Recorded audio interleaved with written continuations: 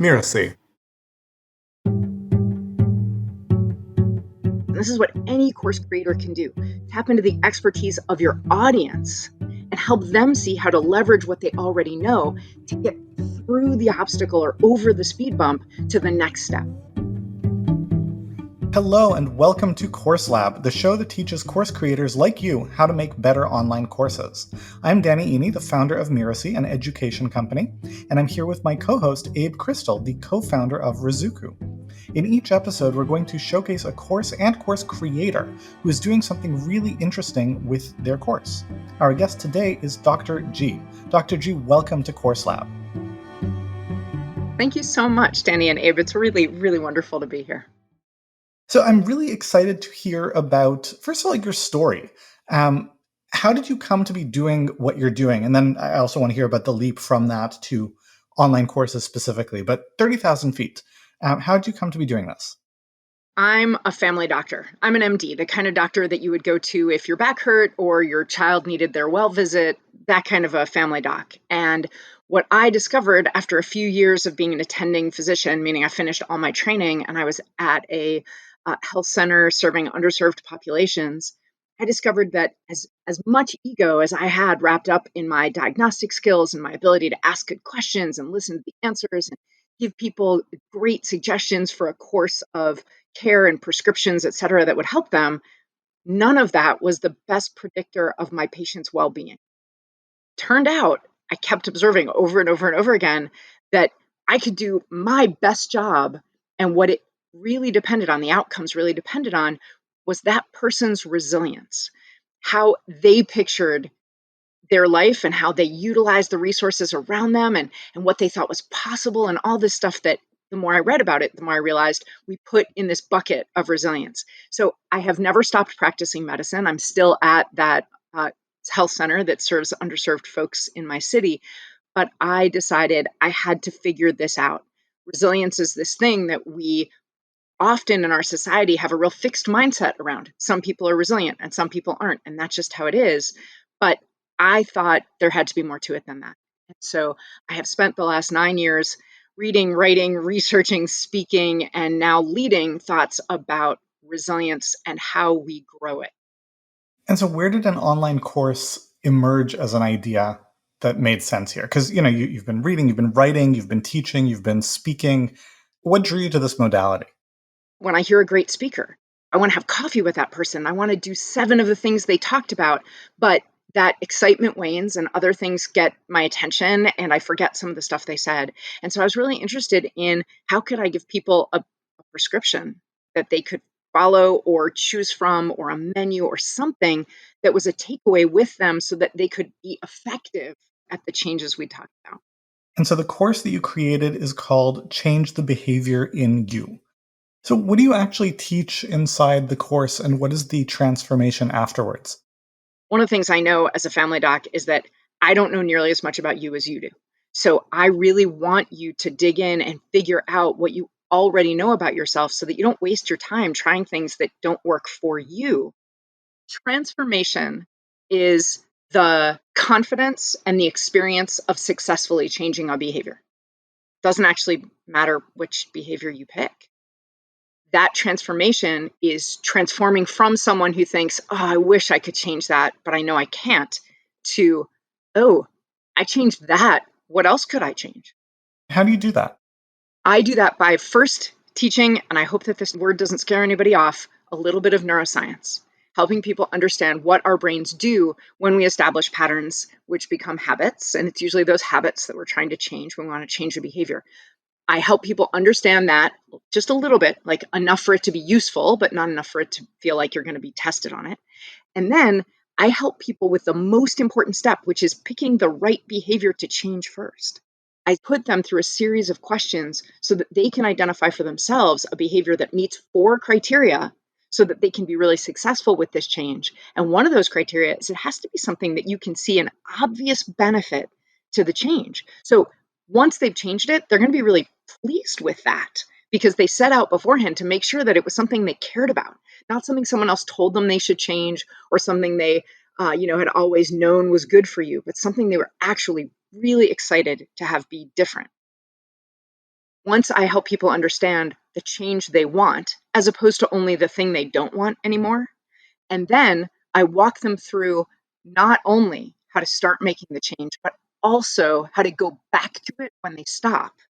We've overcome most of the obstacles. I give them 4 sections. Each one is about 12 minutes to listen to, but it comes along with steps that they can go back to this algorithm again and again and again with any behavior change they want to make. So really what I'm hearing is that the core of what you're giving them is you're leveraging this knowledge of neuroscience to help them focus on the goal they want, and then not so much give them the tools to accomplish the goal, because everyone's goal could be different, but rather give them kind of the meta tools to make a plan themselves and to get back on track when they fall off the wagon. Am I getting that right? I give them concrete steps, an algorithm to follow, because like a science experiment, when you're in high school, if you had to take chemistry and it said mix reagent A in test tube B, and it wouldn't come out the same every time, but you knew the steps you were supposed to try to follow. And I do that because I want people to have the steps. I don't want them to be like, oh, I did that. I have no idea how, and I don't think I could ever do it again. If you can help someone understand how to think about something, how to approach something, if you can tap into their expertise, and this is what any course creator can do, tap into the expertise of your audience and help them see how to leverage what they already know to get through the obstacle or over the speed bump to the next step. So this is all really interesting because something we advise course creators a lot on is encouraging them to think about their courses as helping move people towards some meaningful outcome or transformation, and not just conveying information or how-tos.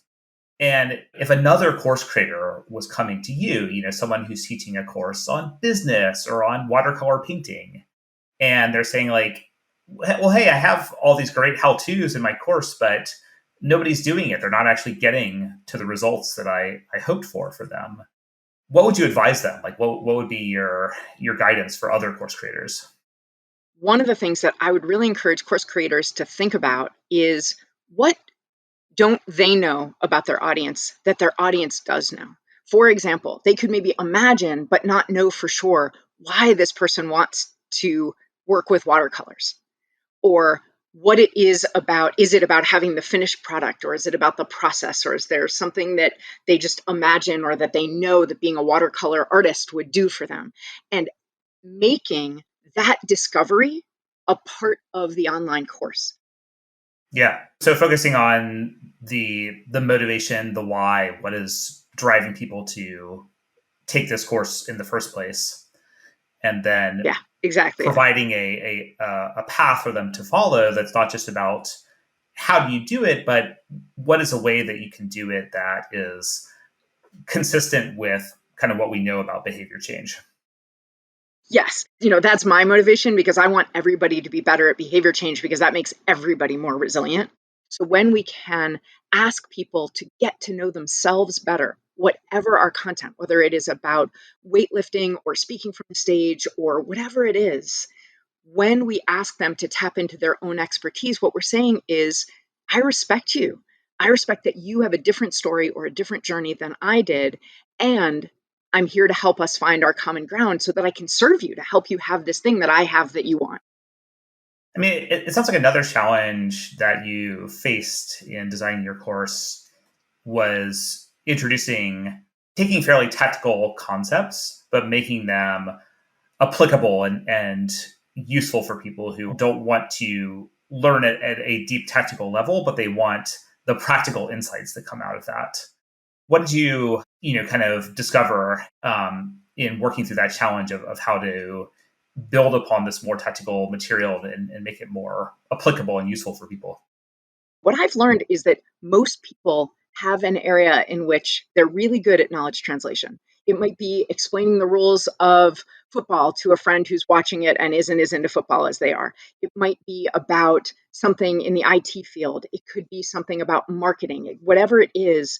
And so doing that knowledge translation, taking what you know so well and speaking it into English, it takes really knowing your subject matter, maybe even a tiny bit better, but saying it in a way that respects the person you're speaking to, doesn't dumb it down. I hate that phrase because that's not what it is. It's just translating it in a way that someone who knew nothing about that subject could understand the action point.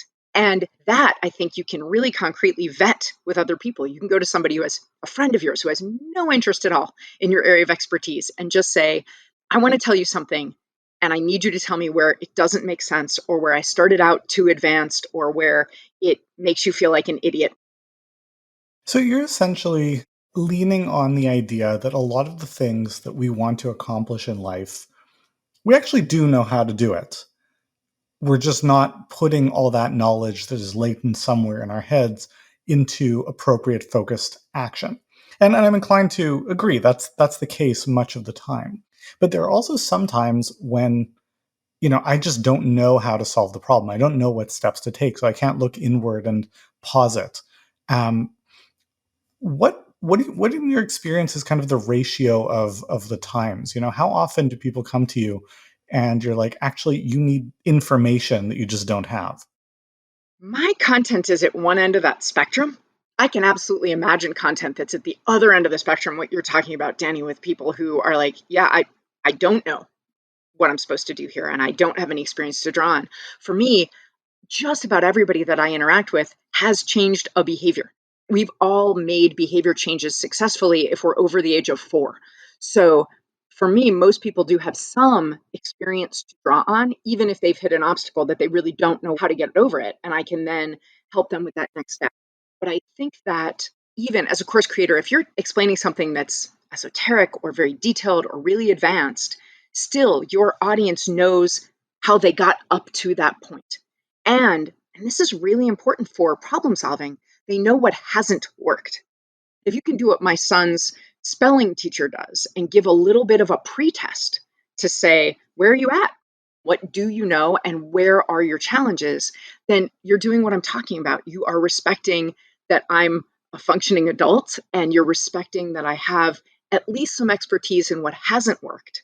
And that gets me more engaged in the process. And the other thing I think we haven't talked about, this sort of, what do my kids call it in a video game? The egg, right? The surprise thing you find if you get to that level is that when you engage your audience this way, they don't just want this course, they want your next course and your next course, and to come see you speak in person and to hire you, because we need to feel respected, to feel collaborative. I love that. And I have one more question, Dr. G, about focus and positioning of the course, because your core focus, your passion is resilience. And yet you didn't say that, here's my course about how to develop resilience. You didn't say the secret key to resilience, change the behavior in you. You didn't even make resilience the subtitle. What led you to the idea that the best course for you to get to where you want to go and make the impact you want to make is not about resilience writ large, it's about this particular area? This is a confluence of two beliefs of mine. And one is, I need to help you solve a problem. If I'm going to ask you for your money in order to serve you, it has to serve you. And most of the ways that people need to be served is to be able to make the changes that will get them closer to the life that they want to lead. The other piece of this is my definition of resilience. I define resilience as your ability to navigate change and come through it the kind of person you want to be. Inherent in that is sometimes changing behavior, because we cannot always change our circumstance. So behavior change, every time someone does it, they become a little bit more resilient. It might be a little bit like the zucchini and the chocolate chip zucchini bread, and the getting what you want out of the behavior change. Those are the chocolate chips. But I'm really transparent about it in my content. I didn't want to try and sell anybody on the idea that they should buy a course to become more resilient. I wanted to be very transparent about how I have information that does make them more resilient, but really benefits them in a way that they've been longing for on the regular. That's perfect. Thank you. Thank you so much for sharing that. And that's all the questions I have. Abe, do you have anything else you wanted to ask? No, this was great. Thank you so much, Dr. G, for joining us and sharing your insights, your expertise, and all the innovative ideas you've come up with for your course. I think it's going to be tremendously helpful for our listeners. Thank you for asking me these questions nobody has ever asked me before. I really appreciate the opportunity, and I'm really glad that you guys are giving so many people the opportunity to get their expertise out there. Absolutely. Dr. G is a medical doctor and a resilience expert. She teaches behavior change to families, educators, executives, and businesses. You can find her at askdrg.com. That's ask doctor, the full word, not the abbreviation, G, the letter G. askdrg.com. Now stick around for my favorite part of the show, where Abe and I will pull out the very best insights and practical takeaways for you to take and apply to your own course.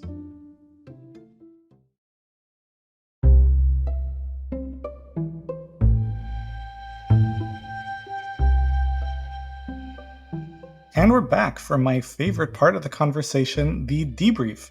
Abe, what jumped out to me the most that I think is really, it's an important lesson for all aspiring course creators is what a great job Dr. G did of thinking about, okay, this is my ultimate objective, right? I want to teach resilience. I want people to be more resilient. But then not getting hung up on that and being like, well, I have to proselytize the importance of resilience and teach everyone my definition of resilience. Rather, it's like, what is the thing that I can teach that they want that will help them move in that direction? And even inside the content of the course, she did this amazing job of figuring out kind of what is the least effort that will lead to the most result? What is the minimum effective dose of what she can put into the course to empower people to get a result that is aligned with what they want and forces them to jump through the minimum number of hoops? I think that's a really important thing for people to kind of notice, underline, highlight, because those are just a cluster of things that entrepreneurs tend to get wrong when they're thinking about their online course. What jumped out to you? Yeah, I agree with that for sure. And I'd say the larger theme encompassing all your points is behavior change, right? If you sign up for a dieting course or a health cleanse, it's not that you really want all that information or to learn a bunch of new recipes or the nutrient contents of different foods. You're not necessarily fascinated by that information, but you want to change how you are eating or other health behaviors that then lead to certain outcomes that you want, like feeling better or looking better and so on. And that may seem kind of obvious, but it's not how a lot of courses are designed. There's often a tacit assumption that if we just provide well-structured and useful and applicable information, then people will kind of take it and run with it and get the results. And what we see in practice is that's really not at all the case. You can have really good, useful information. It can even be well organized and well structured. And while those are necessary, they're definitely not sufficient to lead to meaningful or sustainable behavior change. So there's a lot to be learned here, not from even just the details of how the specific course was implemented, but simply by, for anyone listening, look at your course from the perspective of behavior change. What are the behaviors that your students are coming into your course wanting to change? Are they wanting to stop a behavior like quitting smoking? Are they wanting to implement or increase a behavior like meditating? And how are you going to help them actually change that behavior in a way that's sustainable so they're going to be seeing results, not just today and tomorrow when they're deeply immersed in your course, but down the road as well? The other thing that jumped out to me, it's a philosophy around building on what people already have and what they already know. As we record this, I'm in the process of setting up a new office. And so I've got all this, desk, microphone, shelves, like all this stuff that I'm assembling. And there's this really interesting dichotomy of philosophy in that some of it is like this completely prefab, everything is in the box. So, if there's a screw, it's going to come with a little awkward Allen key, but like you do all of it, everything you need is right there in the box. And then on the other end, there's this stuff where it's like, if this thing needs to be cut, I'm assuming you have a knife or something to do that with. There's merit to both of those directions, right? Because if you're going to give someone call it a prefab course where everything you need is inside the box, there is a value to that. But it's also very limiting in that there's only so high you can build if you have to provide all of the bricks and all of the pieces yourself. And there's also a very low ceiling on how good you can expect people to be at all these different skills, right? The screwdriver that's included with the prefab kit is not a very good screwdriver. Whereas taking that craftsperson approach, which is what Dr. G really does here, just like she said in the conversation, if you're over 4 years old, you have changed a behavior in the past. So there's a lot to already build on. I think there's a powerful lesson there for course creators in that when we look to create anything, to teach anybody anything, we have to look at the scaffolding, right? What is the knowledge that we need to build on? But then we can really take two approaches. We can say, I'm going to assume that my students know nothing. I'm going to teach them everything from the ground up, which really kind of imposes a low ceiling on how far I can take them. Or let's dig deep. Let's get creative about what they're likely to already know that we can build on. And I found that approach really interesting. Yeah, I mean, it also gets into like your assumptions around frames of reference, right? Like, what are you offering to people in your course, and how does that intersect with the background and context that your participants are entering the course with? And are the references you're making, the examples you're using, everything that you're asking people to do in the course, is that aligned with and appropriate to that background and context that people are coming in with? Or are you asking them to do things that are either way over their heads or so easy that they're demotivating? All right. Well, then, Abe, you want to read us out? Course Lab is a Mirasee FM original production. Thank you for listening to Course Lab. I'm Abe Crystal of Ruzuku, and my co-host is Danny Iny. This episode of Course Lab was produced by Cynthia Lamb. BC Lance and Jeff Govertson assembled the episode. Danny Iny is our executive producer. Big thanks to Dr. G for taking the time to share her successes and challenges regarding the course. Again, Dr. G teaches courses on how you can befriend stress and build resilience, and you can find her at askdrg.com. That's ask Dr., the full word, not abbreviated, g.com, askdrg.com. Also, you'll definitely want to tune in to Mirasee's new podcast, Making It. In each episode, a successful entrepreneur will share what making it means to them and what they've learned along the way. You certainly don't want to miss what's to come this season on Course Lab, so subscribe on Apple Podcasts, Spotify, or wherever you're listening right now. And if you like the show, please leave us a review. It's the best way to help us get these ideas to more people. Thank you, and we'll see you next time.